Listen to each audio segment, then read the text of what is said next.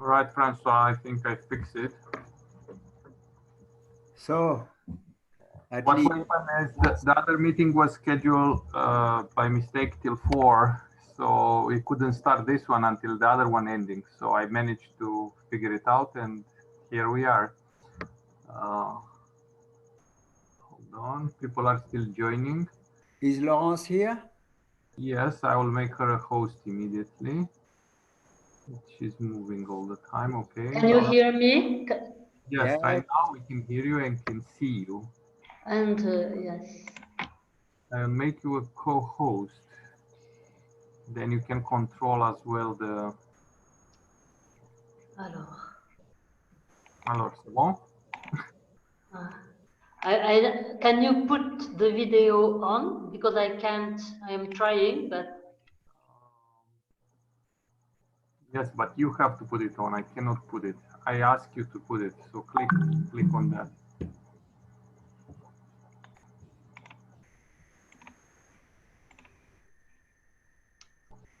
It doesn't want to. Paramètres vidéo.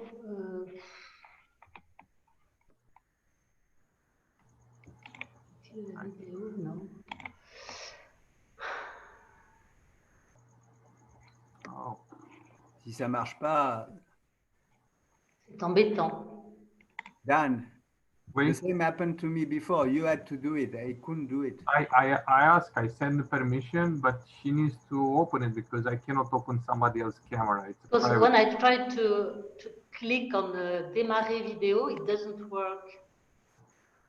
Impossible de démarrer la vidéo.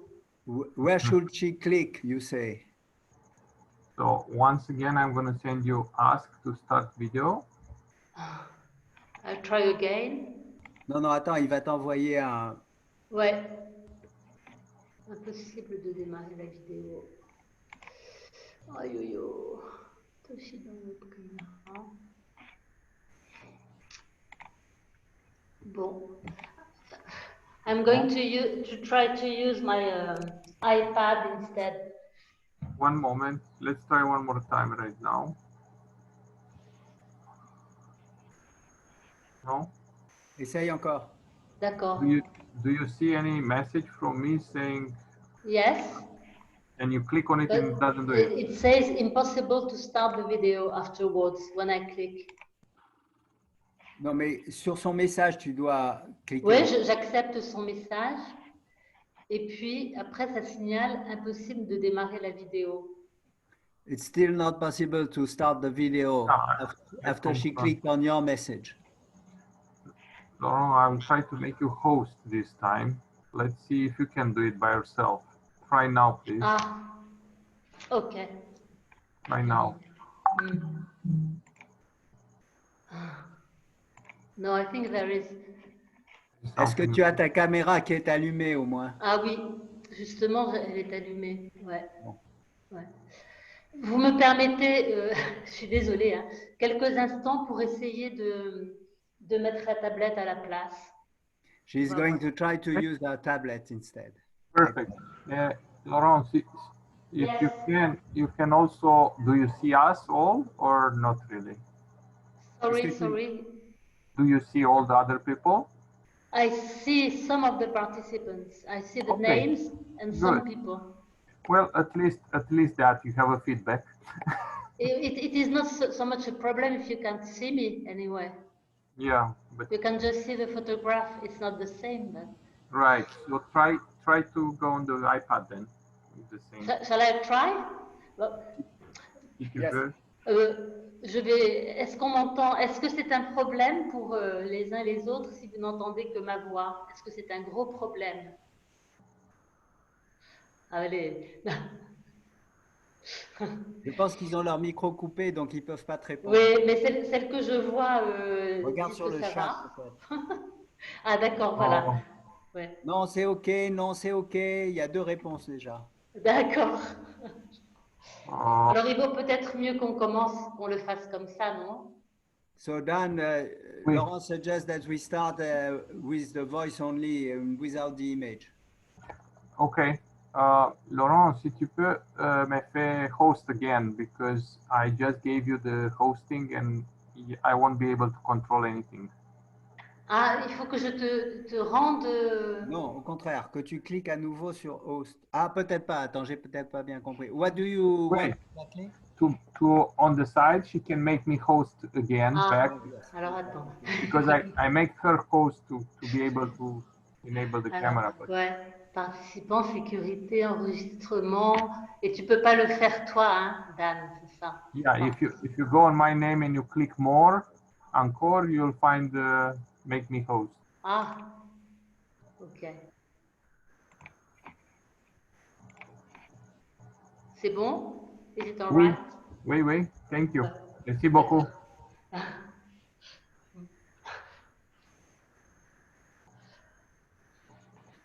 Vous m'entendez correctement, ça va alors? Oui. Bon. Donc, François, tu vas parler un peu, c'est ça? Ben, j'attends que Dan me donne le signal. Oui, it's fine. C'est bon. Si vous voulez, c'est bon. Je peux commencer.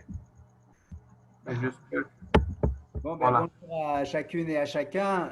Pour moi, c'est non seulement un honneur, mais aussi une joie de vous parler de Laurence, que je connais depuis pas mal de temps.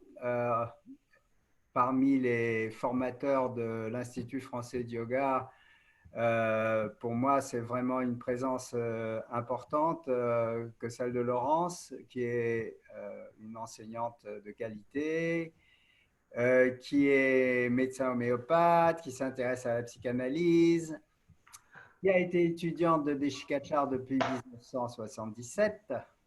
Et elle signale dans le petit papier qu'elle m'a remis que c'est grâce à Claude Maréchal et à moi-même qu'elle en est venue à s'intéresser et ensuite à approfondir l'enseignement Vini Yoga. Donc, je suis très heureux de ce moment et de donc lui laisser la parole le plus vite possible pour que vous puissiez profiter de son enseignement.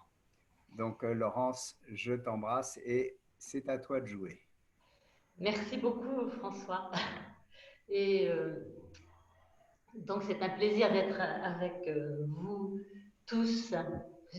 Oui, il y a au moins il y a quelques hommes, voilà.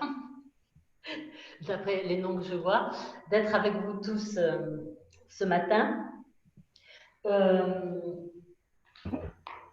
Alors moi, j'ai donc j'ai eu envie de prendre cette question du yoga et dans la société à partir d'une réflexion que j'ai eue pendant le confinement, qui est juste ou fausse, je ne sais pas, mais j'ai quand même eu le sentiment qu'il y avait un certain nombre de personnes faisant du yoga pendant le confinement qui finalement se sont senties assez bien confinées. Et je me suis dit que, en tout cas, une des explications possibles, évidemment, toutes les situations sont particulières, donc je ne peux pas non plus généraliser, mais je me suis quand même dit que pourquoi j'observais ça assez souvent, je pense que c'est parce que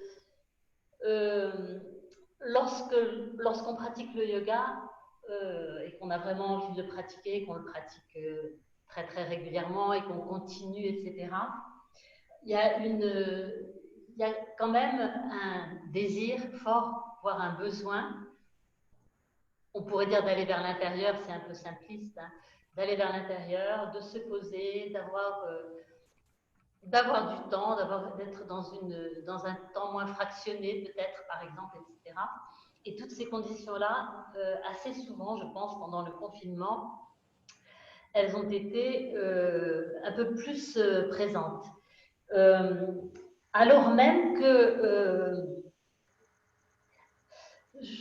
alors là, j'extrapolais vraiment ma pensée, hein, mais je me disais quelqu'un qui serait confronté à un grand danger, qui ferait que peut-être il s'agirait soit de rester, soit de bouger, c'est-à-dire par exemple de s'enfuir, ou bien d'agir, vraiment d'agir très activement, eh bien, comment réagirait un pratiquant du yoga?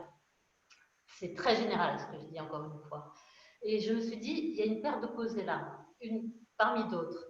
Peut-être, alors ça serait peut-être d'ailleurs, cette paire d'opposés là, on pourrait dire entre Langhana et Brahmana d'une certaine manière, c'est-à-dire entre un mouvement d'intériorisation et un mouvement d'extériorisation.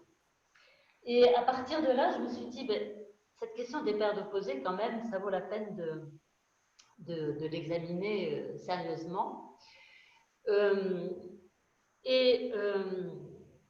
Donc, la première étant celle-là, hein, justement, c'est-à-dire comment je me situe dans cette alternative quelque part entre peut-être un peu moins agir et plus agir ou quelque chose comme ça.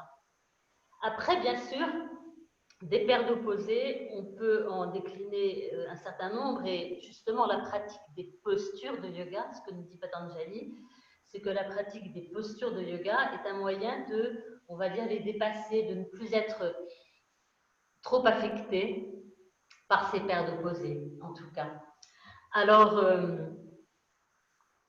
cela, bien entendu, à travers le vécu de ces apparemment opposés, de ces apparents opposés dans la pratique même, qui sont stira et sukha. Donc stira que je vais traduire ici par tenir et sukha par lâcher ou relâcher. Et la posture, comme on cherche à y réaliser ces deux qualités ensemble, quelque part travaille évidemment en soi sur des oppositions. Mais bien sûr, si on veut prendre d'autres paires d'opposés, on pourrait prendre sukha, encore une fois, et dukkha. Hein, ça, c'est dans l'expérience la plus quotidienne, les alternances dans lesquelles nous pouvons nous trouver entre des états, on va dire des vécus, des ressentis de bien-être, sukha, ou des états, des vécus, des ressentis de mal-être, dukkha. C'est aussi,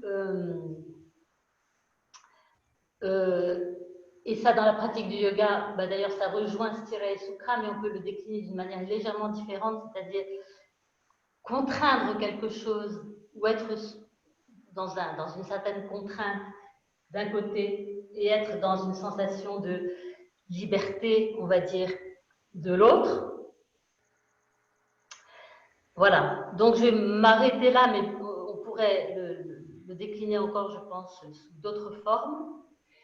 Je vais m'arrêter là parce que, et vous dire aussi d'ailleurs que si vous voulez jeter un coup d'œil à certains sutras, je pense que le sutra 1.33 d'une part et le sutra 4.7 d'autre part, donc le 7e sutra du 4e chapitre, sont des sutras très intéressants.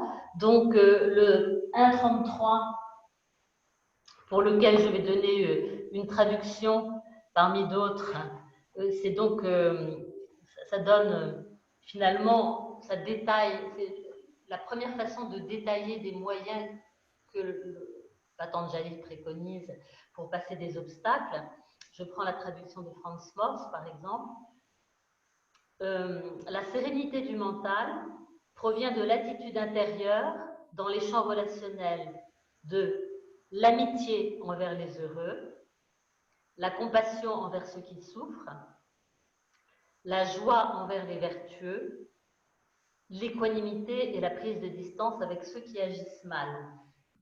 Ça nécessiterait en soi toute une session, je crois, pour être commenté. Ce qui était très intéressant chez Desikachar, c'est qu'il présentait ce sutra et les qualités évoquées dans telle ou telle situation par rapport à tel ou tel grand type de situation. Il les présentait plutôt comme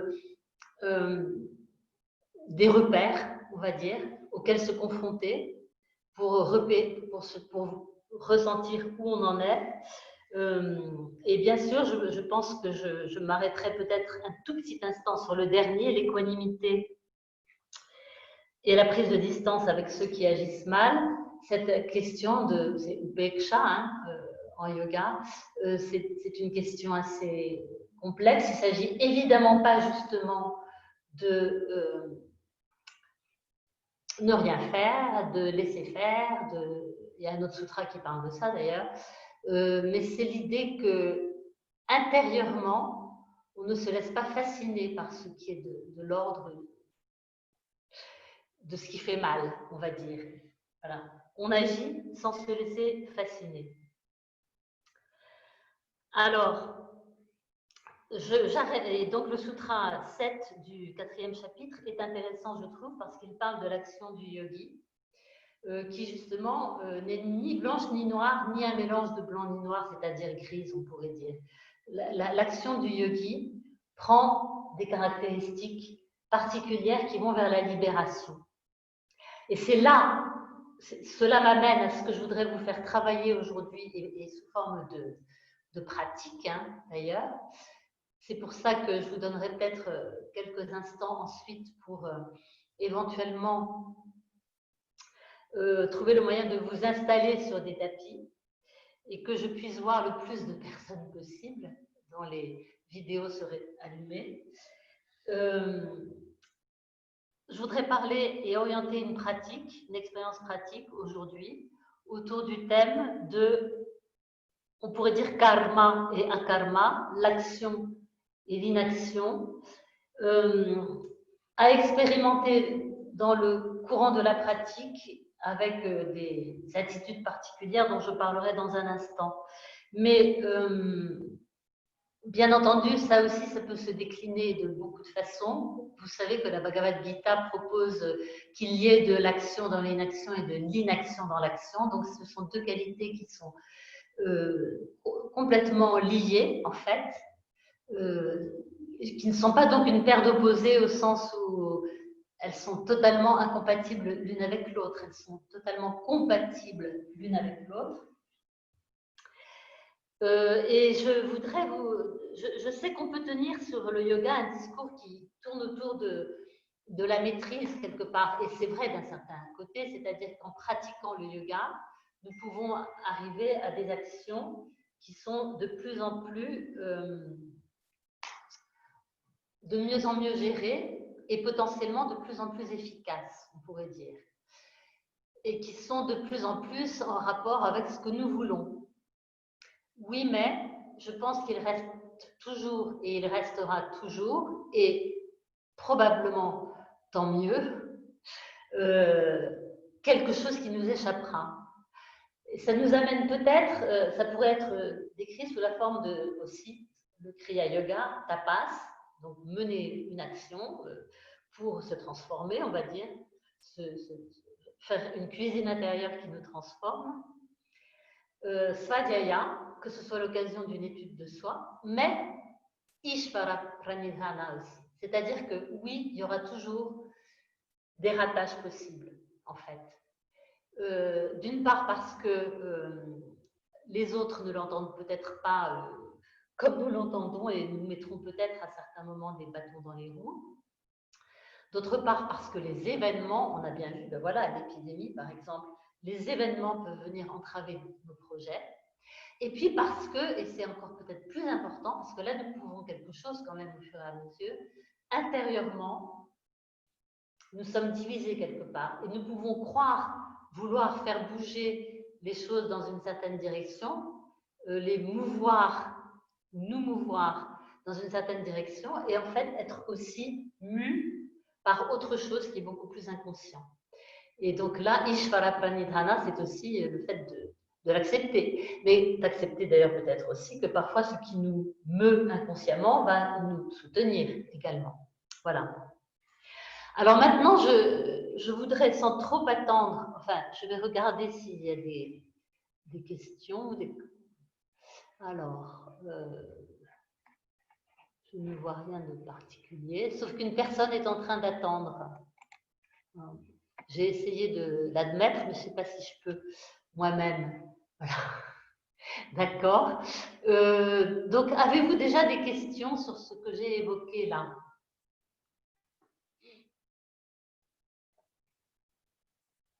Bon. Alors, est-ce que c'est possible d'avoir quelques caméras activées?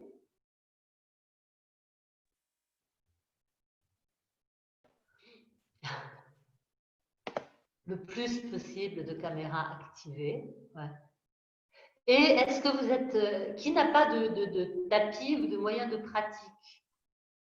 Céline, par exemple. C'est possible pour toi d'aller... Non, non, d'accord. Tu le feras comme tu le sentiras, mentalement, sans tapis, on verra. Hein, ouais.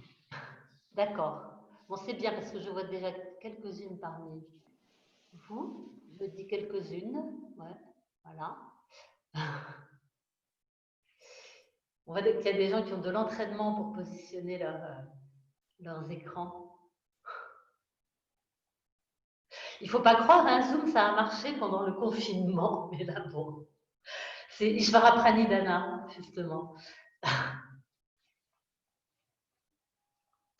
Alors, je voudrais vous proposer directement l'expérience pour qu'après, peut-être, on ait un peu de temps d'interaction.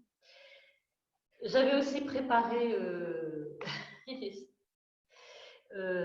feuilles que sans doute je m'arrangerai puisque... Ah oui, je voulais vous signaler d'ailleurs aussi que je vais a priori enregistrer une deuxième séance, mais je voulais avoir testé cette séance-ci avec vous avant d'en enregistrer une autre qui a priori sera sur le site du congrès. Et à ce moment-là, je pourrais peut-être vous faire passer aussi une ou deux photos, images, voilà, ou PDF. Donc, les éléments de cette pratique, ça va être l'action et, entre guillemets, l'inaction. L'action va consister dans le fait de placer des supports, par exemple les pieds quand vous êtes debout, placer les caractéristiques générales des postures que vous allez faire, soit en dynamique, soit en statique,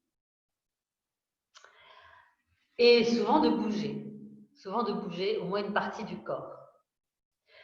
L'inaction, entre guillemets, ce n'est pas de l'inaction, c'est de laisser faire, laisser se développer les effets de ce qui a été mis en place. Dans la présence à ce qui est, c'est-à-dire vraiment un grand état d'observation. Donc, l'idée que vous êtes l'observateur, alors même que quelque chose en vous bouge et subit l'effet du mouvement. Et pour cela, je vais vous proposer un bhavana particulier, de trouver le moyen, cette fois-ci, de ne pas établir de contrôle volontaire sur votre respiration. Vous allez vous laisser respirer le plus librement possible. Ce sont les mouvements qui vont sans doute, certainement même, avoir un effet sur votre respiration, mais vous n'allez pas chercher à coordonner tel mouvement avec telle phase respiratoire. Ça veut dire probablement aussi que vous allez bouger lentement. Alors, je pense que pour vous mettre dans un certain nombre de situations d'exploration, on verra, peut-être que je ne vous ferai pas rester forcément un grand nombre de répétitions dans chaque situation, mais le temps quand même que vous puissiez vous y installer et sentir quelque chose.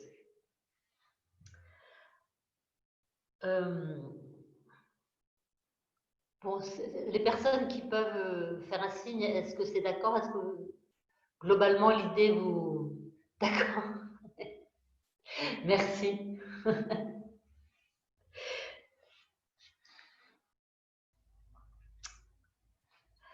Je vous propose d'abord quand même de vous asseoir, justement, pour vous mettre dans l'ambiance de cette séance. Trouvez vos supports dans la position assise que vous aurez prise. Sentir que posé sur ces supports-là, vous pouvez laisser votre tronc le mieux possible dans une verticalité confortable.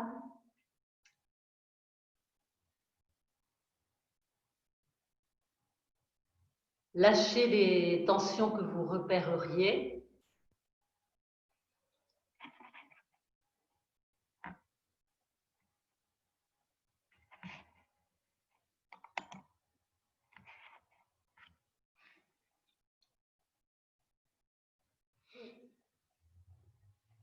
Et puis, pendant quelques instants, vous posez la question suivante. Les paires de posées, qu'est-ce que ça me dit à moi dans ma vie. Les paires d'opposés, qu'est-ce que ça me dit à moi dans ma vie?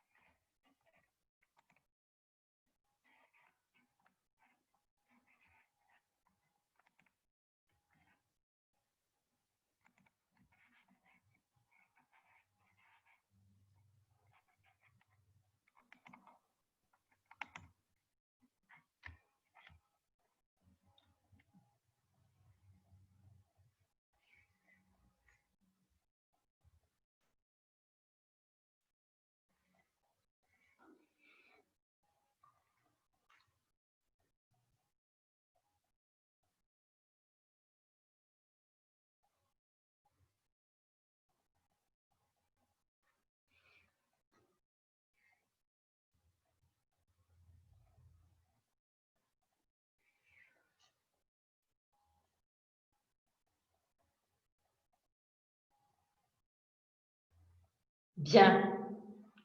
Avant de continuer, je réponds à une question que je vois ici posée. De redonner la référence du premier sutra que j'ai évoqué, c'était le 1.33. Les deux sutras sont le 1.33 et le 4.7, le 7e du 4e chapitre. Alors, je vous propose maintenant de tous vous mettre debout, dans la posture dite Samastiti, de prendre le repère justement de vos points d'appui. Donc là, les pieds, point d'appui des pieds au sol. De percevoir comment le corps s'érige à partir de ce support, qui va petit à petit probablement, dans lequel les sensations vont probablement se modifier un petit peu au fur et à mesure que vous restez dans la posture, parce que vous allez rester dans la posture pendant quelque temps. Donc, en observant l'effet de la respiration, voilà. Si la respiration s'allonge, ben, elle s'allongera, et vous sentirez l'effet d'allongement respiratoire dans la posture.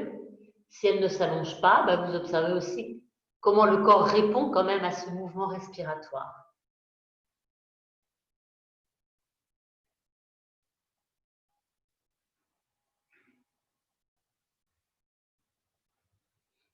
Votre action, c'est de rester debout, c'est de faire confiance au support. Les effets, ce sont particulièrement les effets de la respiration sur la structure de votre corps et sur votre état en général.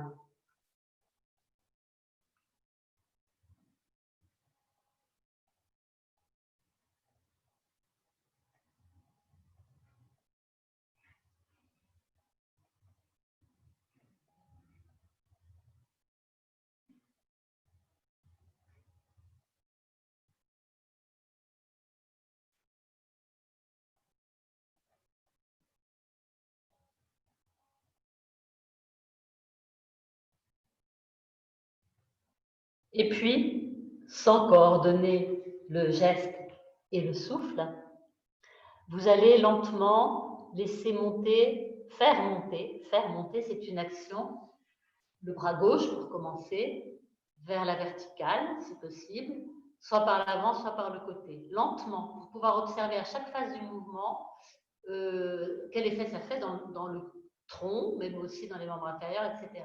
Vous restez quelques instants le bras en l'air, puis vous le redescendez par le même chemin ou l'autre chemin, par l'avant ou par le côté. Puis vous intervertissez les bras.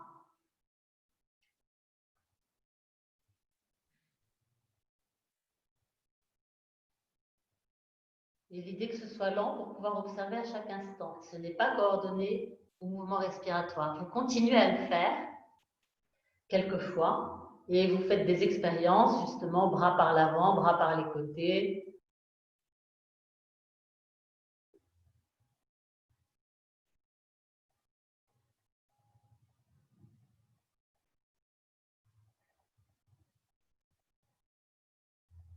l'action et les effets de l'action.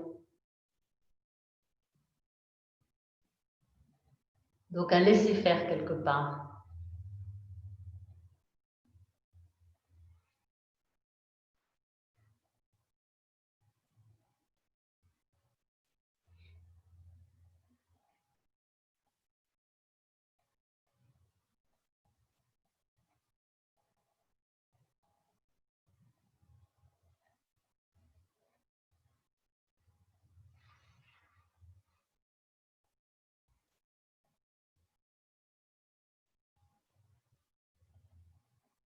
Quand vous aurez terminé un deuxième côté, vous ferez la même chose avec les deux bras ensemble, toujours très lentement, puisqu'à chaque phase du mouvement, il y a quelque chose à observer, de l'ordre d'un effet.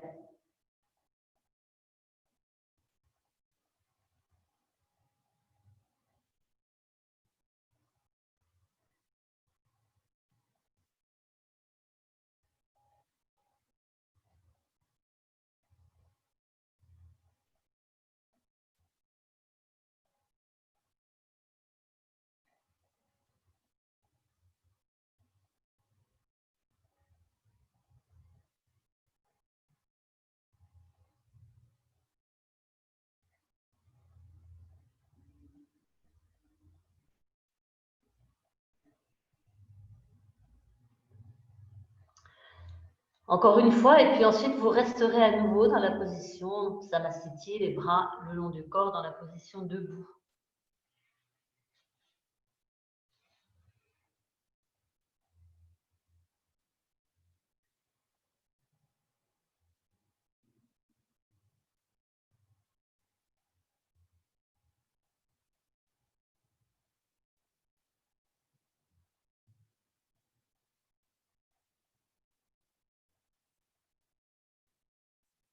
Et une fois retourné à cette position, je vous propose la question suivante pour vous-même. Comment je tiens debout? Comment je tiens debout?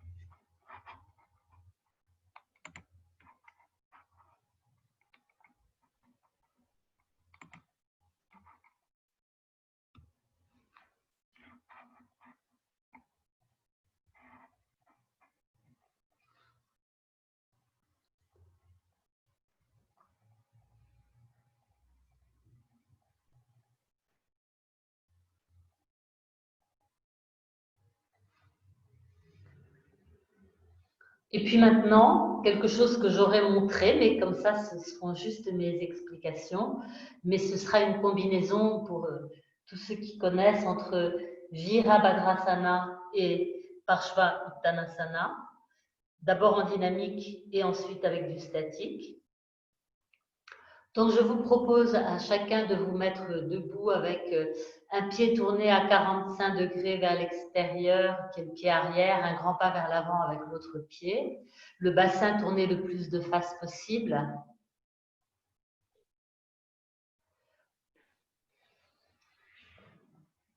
Les bras le long du corps. Et donc, sans coordonner le geste et le mouvement, et la respiration, pardon, vous allez venir fléchir le genou avant et amener les bras par l'avant dans le prolongement du tronc, Virabhadrasana, en prenant le temps de bouger. Quelques instants quand vous êtes arrivé à la posture. Et puis vous allez venir vous fléchir vers l'avant, mais en balayant l'espace avec les bras pour que les mains viennent se poser contre le dos. Et donc le tronc va en direction de la jambe avant, la jambe se retend dans la mesure de vos possibilités. Vous y restez quelques instants, puis vous revenez lentement à la position précédente en repliant bien le genou avant, en remontant les bras. La jambe arrière reste bien tendue. Et puis ensuite, vous revenez à la... Alors, soit vous revenez à la position initiale, soit vous êtes prêt à enchaîner directement sur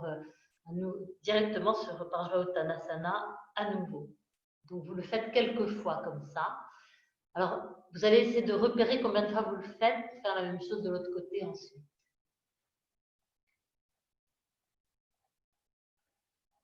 Et l'effort de laisser le souffle aller le plus spontanément possible.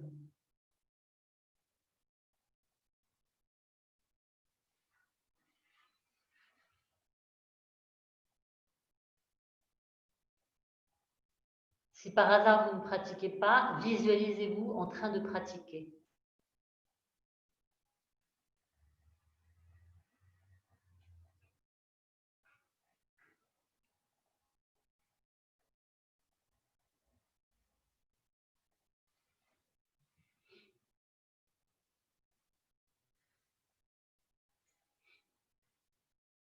Encore une fois de ce côté après le mouvement en cours.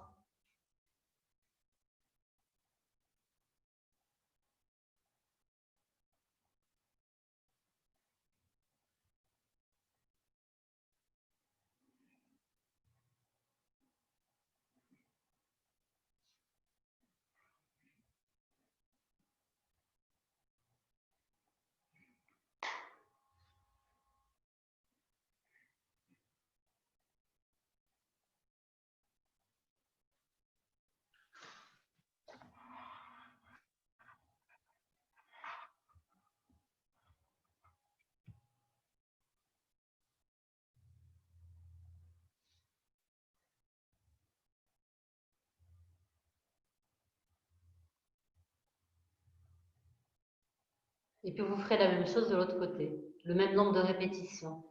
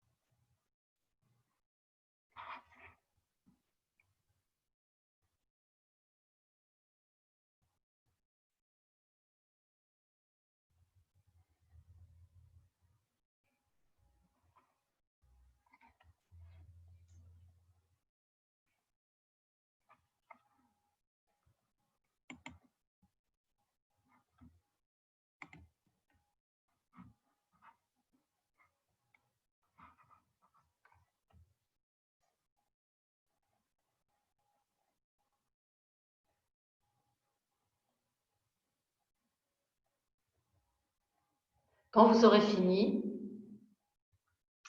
vous viendrez rester quelque temps en statique dans les deux postures par lesquelles vous êtes passé en dynamique. À cela près que quand vous serez dans la posture de flexion vers la jambe avant, Parsvavuttanasana, vous laisserez les mains venir de part et d'autre, si possible, du pied avant, donc en plaçant les mains de part et d'autre, s'il le faut, en fléchissant légèrement les genoux. Vous pouvez aussi venir placer les mains plus haut sur la jambe, ce n'est pas toujours forcément plus confortable, mais enfin, voilà, vous testerez. Du statique dans chacune de ces positions, donc d'un côté puis de l'autre, le temps de sentir justement comment la respiration va venir se placer, comment le fait de rester et de se donner du temps permet de laisser se faire quelque chose.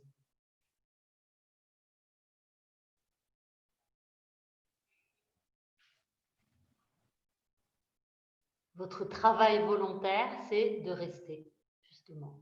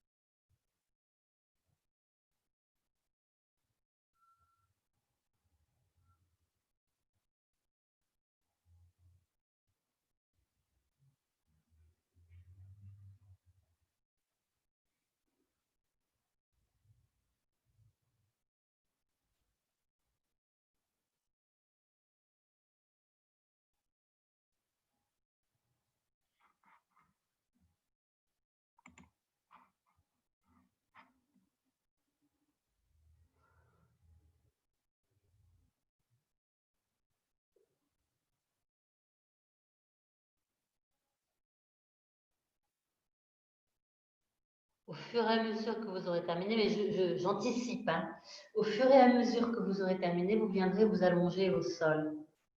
Et alors là, évidemment, je ne verrai plus rien.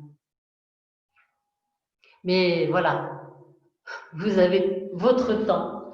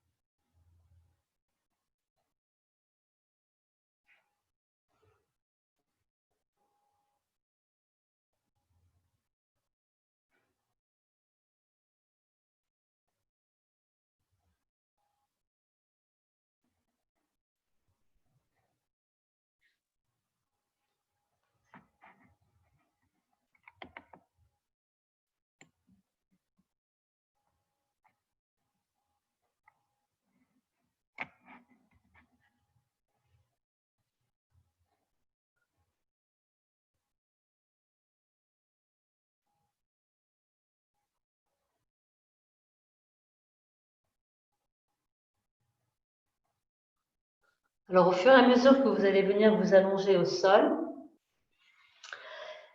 justement, peut-être pas vous allonger, vous allez vous placer. Alors, je donne deux possibilités, soit coucher sur le dos, en effet, les pieds posés au sol devant le bassin, plante des pieds au sol devant le bassin, soit les genoux ramenés vers la poitrine, donc les pieds soulevés du sol, sachant que vous allez rester là pendant un certain temps et que les bras, eux, vont être, pour commencer, le long du corps. Vous pourrez rechanger en cours de route si besoin, mais voilà, si vous tenez avec les genoux près du tronc, ce serait intéressant de prendre cette posture-là. Ce que je voudrais vous proposer, c'est de considérer que vos appuis sont sur le bassin et, disons, les épaules et l'arrière du crâne. En tout cas, le choix de placer vos appuis le plus possible dans ces deux zones-là. Évidemment, il y a d'autres parties de l'arrière du corps qui vont toucher le sol en même temps, mais essayez vraiment que les appuis soient surtout là. Et remarquez par rapport à ça, c'est vrai que c'est intéressant aussi d'avoir les pieds au sol, parce que justement, d'avoir les pieds au sol tout en s'empêchant de mettre trop de poids sur les pieds, ce qui est peut-être un peu inhabituel. Donc, je vous propose de tester ça, déjà de mettre en place ça.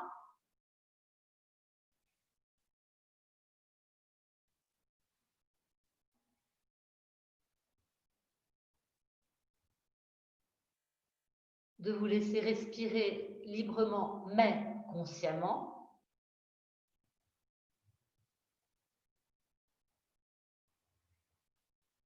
Et de venir faire quelque chose de très simple, mais qui, je pense, si vous observez de nouveau, permettra de faire une forme de distinction entre ce qui meut et ce qui est mu, on pourrait dire. Ce qui meut et ce qui est mu. Donc, je vous propose tout simplement d'amener les deux bras lentement derrière la tête et d'observer quel effet ça fait, en particulier sur la colonne vertébrale et puis aussi dans ces fameux appuis auxquels vous êtes attentif. Et peut-être vous allez rester 2-3 respirations libres, mais dans la position bras derrière la tête, et puis ensuite les ramener le long du corps et observer pendant ce mouvement-là aussi.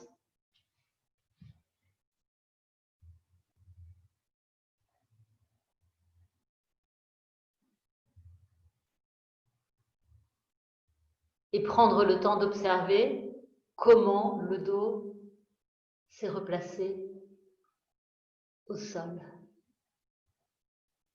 Faites-le encore. Alors là, je vais proposer que vous le fassiez encore chacun 3 fois, tranquillement, très tranquillement. Pour observer chaque phase du mouvement, c'est vrai que c'est plus facile quand ce mouvement est vraiment lent.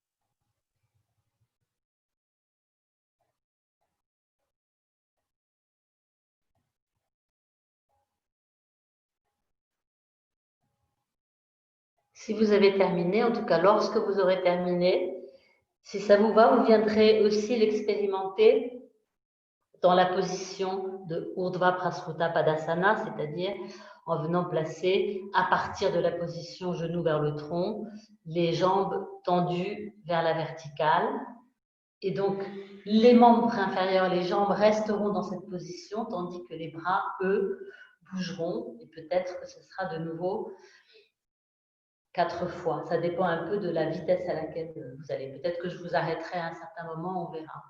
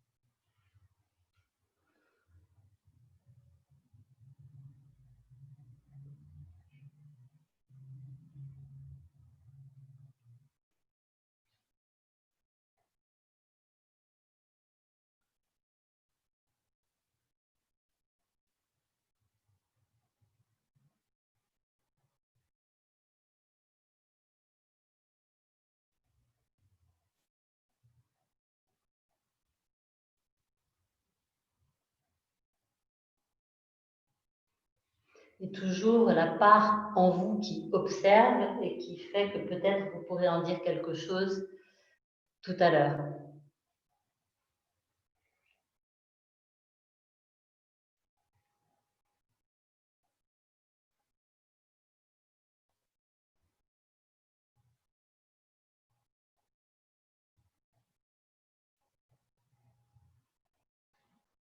Vous aurez sans doute intérêt à prendre quelques instants d'apanasana, les genoux fléchis vers le tronc, mais les mains placées sur les genoux ensuite, comme contrepose.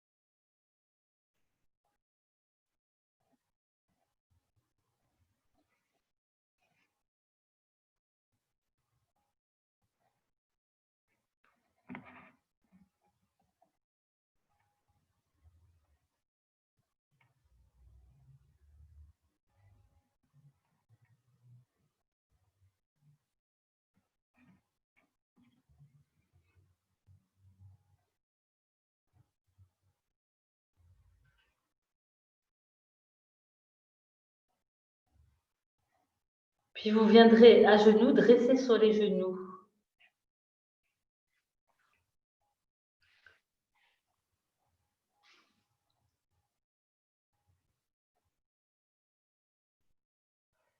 Et toujours dans l'expérience du mouvement lent, de la respiration non mesurée et du mouvement lent donc qui permet d'observer ce qui se passe à chaque phase du mouvement, et bien une façon un peu particulière du coup d'aborder l'enchaînement qui va vous amener jusqu'au chien tête en bas. Alors je vais vous guider pour une première répétition. Vous allez commencer par élever les bras tranquillement dans le prolongement du tronc, sentir ce qui se passe. Le corps part légèrement vers l'arrière. Et puis vous allez descendre, vous asseoir sur les pieds, amener les mains au sol devant vous. Lentement. Le front au sol si possible. Vous viendrez ensuite à quatre pattes, le dos légèrement creusé. Observez comment la respiration veut se placer. En redressant un peu la tête à la fin. Et puis, de là, vous passerez en chien tête en bas. Vous rentrez les orteils, vous tendez les jambes, vous soulevez le bassin. La tête s'efface entre les épaules. Et puis, retour en sens inverse. Donc, vous revenez à quatre pattes.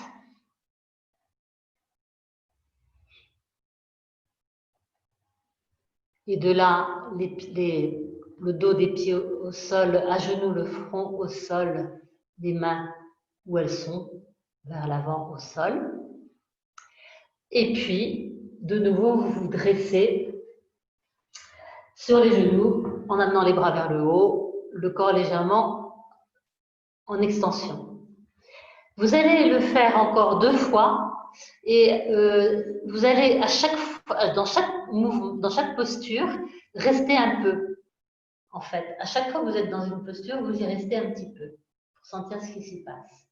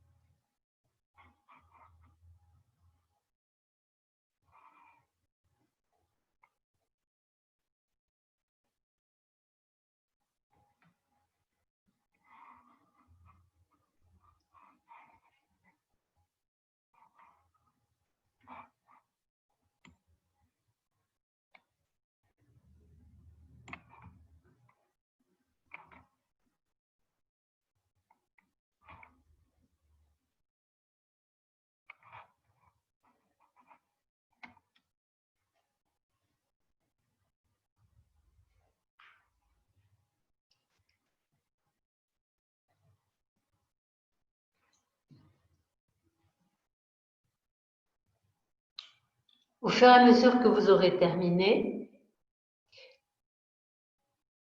vous viendrez prendre une posture assise qui vous convienne bien.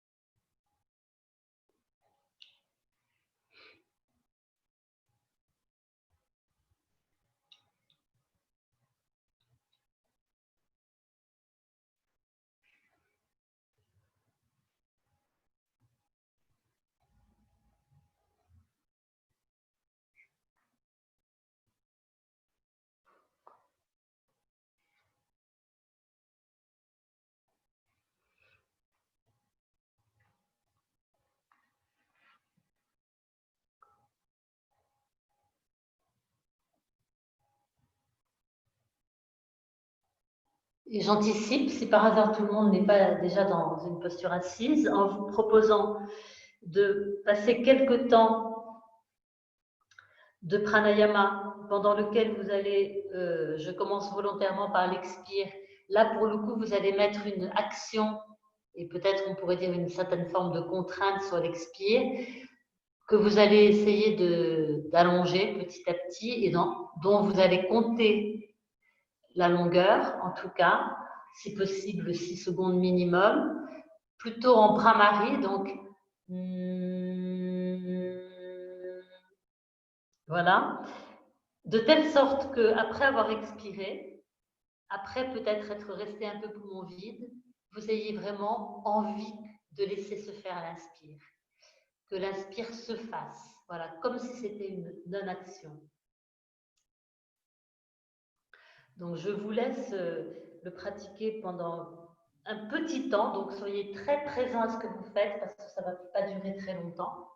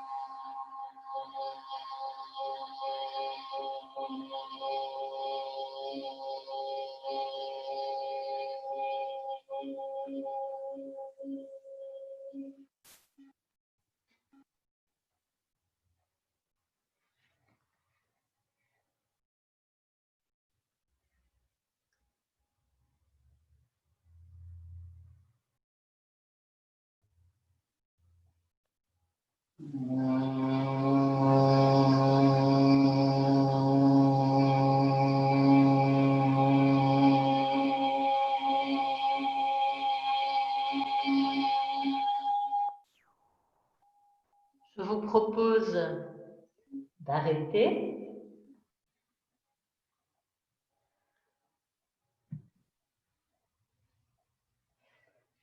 Et de rester dans la position assise pendant quelques instants, avec un retour à la question du début et peut-être un peu préciser. La question du début, c'était les paires d'opposés, qu'est-ce que ça me dit dans ma vie? Et je préciserai pour aujourd'hui, selon l'angle suivant, est-ce que je vois des situations dans lesquelles il y a une différence entre ce que je veux mettre en mouvement et ce qui me meut. Voilà.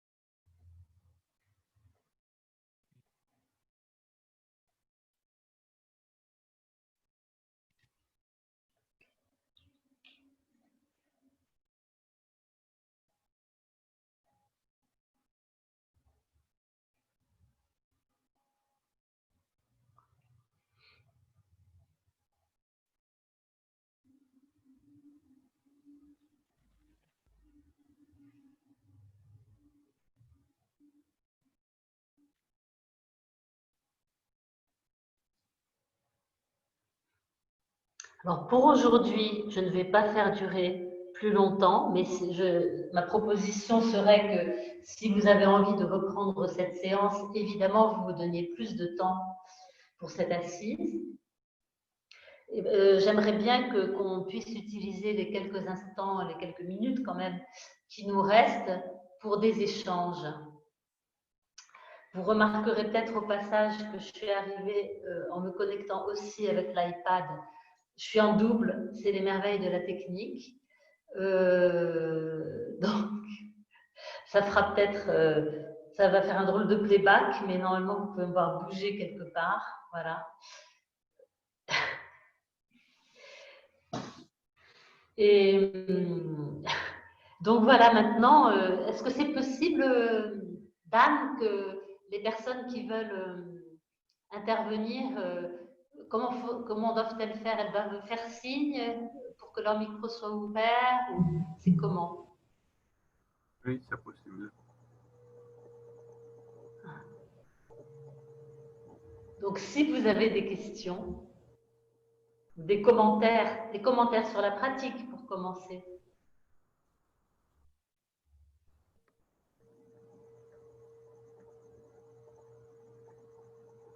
Bonjour. Bonjour Claire. Claire, voilà. Bonjour Laurence, bonjour à tous.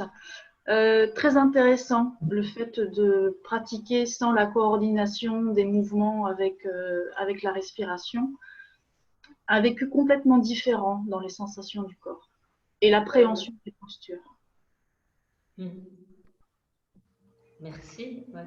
Est-ce que vous êtes, si vous avez l'habitude de coordonner le geste et le souffle, est-ce que ça vous a posé, est-ce que le réflexe revenait souvent, voilà, de coordonner, on va dire ça comme ça.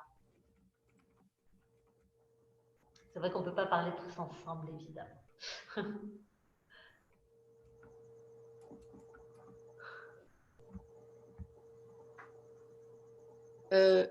Oui.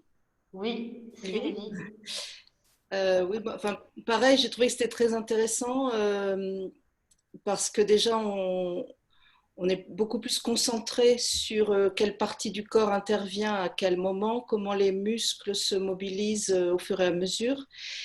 Et la respiration, j'avais peur de ne pas y arriver. J'ai réussi quand même à ne pas la contrôler. J'ai remarqué par contre que dans le statique, pour être bien à l'aise, elle s'allongeait d'elle-même. Oui, c'est ça. La respiration. Oui, D'un moment, oui. quand on reste et qu'on veut garder un peu de confort dans la posture, elle s'allongeait. Oui. Mais c'était effectivement très, très, très intéressant comme expérience. Merci. Merci.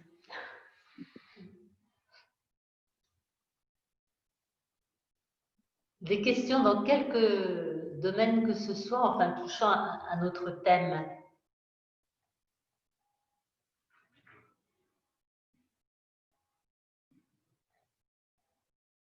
Moi, ça m'a fait penser. Pas une question, mais peut-être davantage une réflexion, enfin une remarque.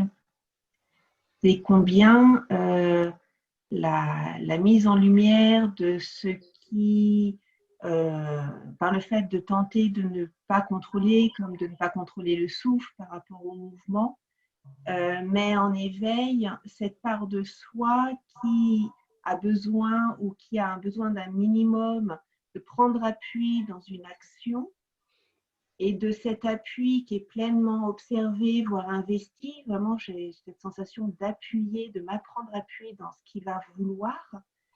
Ça libère tout un champ d'observation de ce qui va être fluide de l'ordre de la conséquence et du laisser-faire. Oui. Et j'ai trouvé intéressant cette notion de prendre appui dans ce qui fait Oui. pour libérer un champ d'observation de ce qui se laisse être ou suivre le mouvement, suivre l'action, la conséquence, la fluidité, quelque chose de ça. Et par rapport à ça, on peut se dire, je pense que ben voilà, Patanjali avait apparemment bien vu les choses comme ça, au sens où il propose l'action en premier, hein, dans le Kriya Yoga, il propose tapas en premier, ouais. C'est l'idée que c'est aussi en se donnant quelque chose qui est de l'ordre, au moins d'un cadre et d'une action, en effet, parce que tapas, c'est vraiment l'action, que devient possible le lâcher prise. Ça donne aussi l'orientation sur comment je mène ma vie, quelque part, me semble-t-il. C'est-à-dire, ce n'est pas en commençant par lâcher prise, en fait. C'est en commençant par agir, quand même. Ouais. Et trouver une stabilité dans l'agir. Donc, un point de focalisation, une place, un centre, peut-être un axe, pour laisser se déployer tout le reste autour. Oui, absolument. Ouais, c'est bien dit. Merci Laurence. Merci.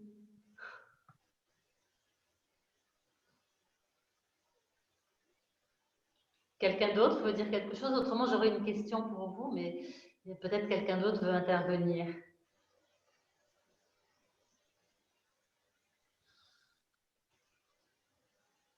Bon, alors je pose ma question de toute façon. Mais justement, qu'est-ce que vous en pensez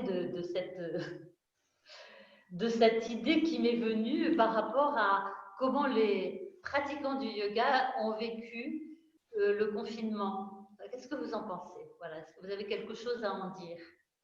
Qui nous mettait quand même dans une forme de, je crois, pratiquement tous, enfin non, peut-être pas si on était, alors je reconnais que si on était avec ses enfants et en télétravail, par exemple, hein, et avec ses enfants ou d'autres personnes dont il fallait s'occuper, et en télétravail et avec des tas d'actions du coup à mener peut-être plus que d'habitude, c'était une chose. Si on était finalement contraint à un peu moins d'action, c'était encore autre chose. Je ne sais pas, donc comme nous sommes en train de traverser en tout cas une période très particulière qui peut nous enseigner quelque chose, peut-être avez-vous envie d'en dire plus généralement quelque chose. Confinement, peur éventuelle du virus, comment je choisis d'agir justement en fonction des consignes qui me sont données, entre autres, enfin voilà, dans ce contexte très particulier. Comment ça s'est passé au moment où il y avait vraiment un retrait? Comment ça se passe maintenant? Il y a peut-être des choses qui vont surgir. Si rien ne surgit, ce n'est pas grave.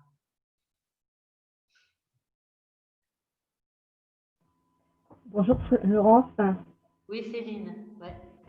Donc moi je l'ai vécu très sereinement par un travail à distance, mais j'ai trouvé que il y avait un grand manque de quelque chose, un manque de contact humain avec les autres, du fait Oui. qu'on était confinés. Et Oui. je pense que c'est vital pour l'être humain Oui. d'avoir un contact avec les autres. Oui. Est-ce que tu veux dire que, est-ce que justement, parlons des fantastiques moyens tels que Zoom, est-ce que il y avait pourtant des réunions de ce type? Oui, tout à fait, mais Oui. ça ne remplace pas la chaleur humaine, Ouais. la proximité. Et Ouais. Ouais. voilà, c'est un ressenti qui m'est parvenu pendant le confinement. C'est Et clair que quelque chose est perdu, hein, lorsque oui, oui, tout à fait. l'énergie, on pourrait sans doute parler Oui, de prana, hein, les l'énergie des ondes, corps n'est pas là. les vibrations, les ondes, Ouais. oui, la chaleur humaine. Voilà, on peut pas Oui. transcrire ça comme ça. Et je pense que c'est en confinement, c'est un grand manque, je pense. Oui. Ça peut produire des effets néfastes sur le corps comme sur l'esprit. Oui. Alors je pense justement, enfin sans vouloir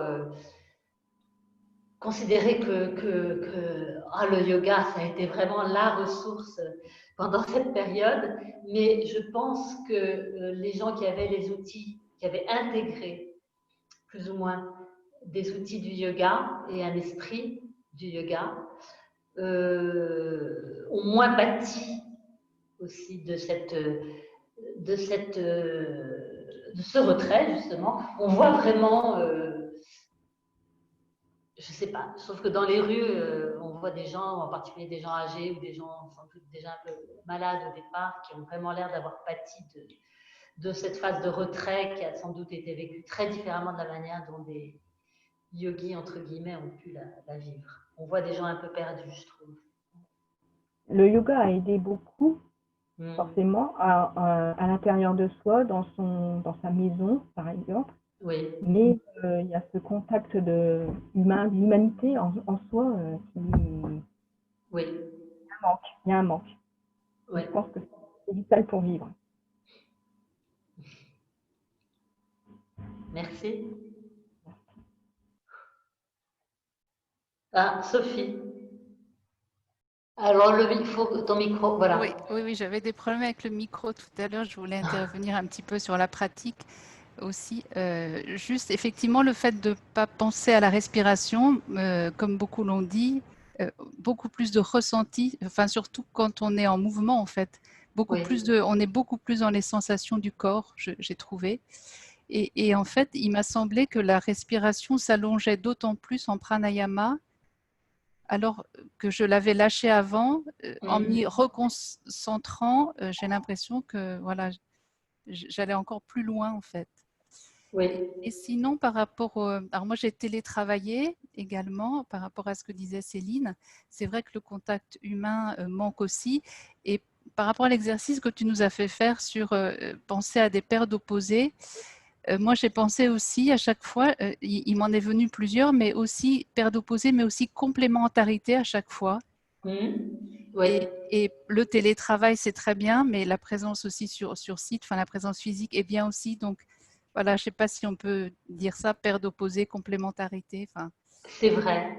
Ça me fait penser que assez souvent, ce qu'on perçoit comme des opposés, et dans l'inconscient, par exemple, je pense que ça fonctionne souvent comme ça. Ce sont vraiment comme les deux faces d'une même pièce, plutôt, quelque chose comme ça, hein. Ouais. En fait. Donc, une chose et son contraire, et c'est la même chose, quelque part, enfin.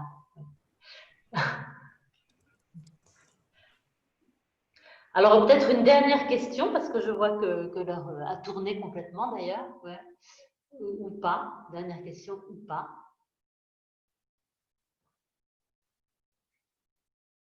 Mais dans ce cas-là, je repasserai bien la parole à Émilie. C'était un bras levé ou... Non, non. D'accord. Je repasserai bien la parole à François pour terminer. Si François est toujours là. Je suis toujours là, mais il fallait que j'enlève mon micro et la vidéo. Oui, tu veux que je m'adresse à au public, à toi. Qu'est-ce que tu attends de moi? Non, non, c'est vrai pour clore peut-être. Hein. D'accord.